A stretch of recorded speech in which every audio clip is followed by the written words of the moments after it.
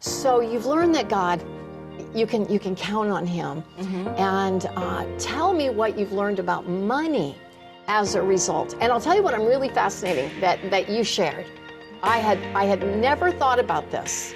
Yeah. And that is how our emotions and where we are shapes our money. I knew it shaped our health. Yes. But it shapes our finances. It shapes our finances. Tell us about that. Yes, because when you're feeling stressed, you know, especially as a single mom, after a long day, you've been working, you pick up the kids, and the kids are like, I want to go to McDonald's, I want to go to McDonald's.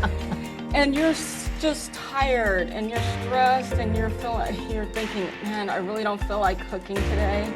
I'm just going to take them to McDonald's.